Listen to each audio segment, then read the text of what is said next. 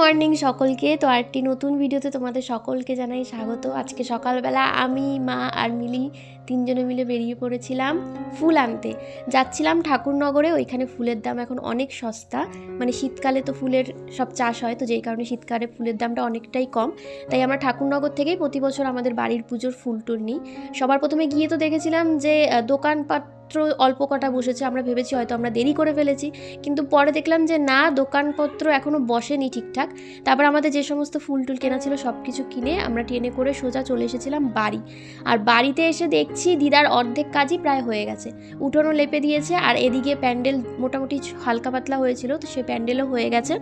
আজ সোমবার সকালবেলা এখন অনেক কাজ, এখন আবার যেতে হবে শ্যামসার বাজার, কারণ ওইখান থেকে আমাদের সবজি বাজার করতে হবে। তার মধ্যে দেখি মাসি চলে এসেছে মেশোকে আর বুনুকে নিয়ে, তাই সকালবেলা আমরা ম্যাগি বানিয়ে খেয়ে চলে গেছিলাম শ্যামসার বাজার। ওইখান থেকে যে সমস্ত সবজি বাজার দরকার ছিল সবার প্রথমে সবজি দোকানে গিয়ে সব রকমের সবজি কিনলাম।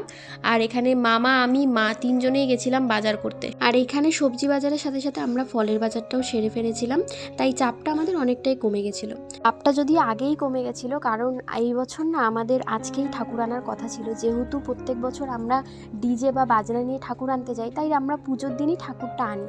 কিন্তু এই বছর যেহেতু বাজনা বা ডিজের কোনো প্ল্যান ছিল না, তাই আমরা ঠিক করেছিলাম পুজোর ঠিক আগের দিন ঠাকুরটা আনবো।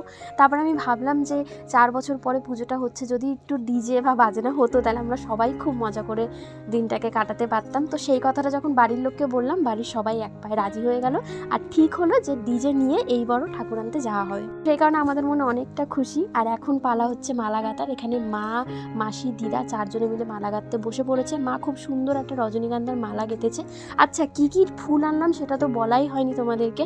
আমরা হলুদ গাঁদা, রক্ত গাঁদা, তারপরে কমলা গাঁদা, রজনীগন্ধা, গোলাপ ফুল, চন্দ্রমল্লিকা, সূর্যমুখীর একটা থোকাও এনেছিলাম, আর তার সাথে জবা ফুল, বেলপাতা, অনেক কিছু এনেছিলাম। ফুলের তো কোনো টেনশানই ছিল না।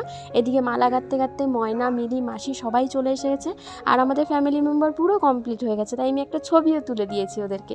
আমি তো পুজোর কোনো কাজ করতে পারবো না, তো সেই কারণে আমাকে বলা হয়েছিল যে একটু চা বানিয়ে খাওয়া, তাই আমি সুন্দর করে সবাইকে চা বানিয়ে খাওয়ালাম। আর চা বানানোর পরে আজকে রান্নার দায়িত্ব পুরোপুরি পড়েছিল মামার ওপর।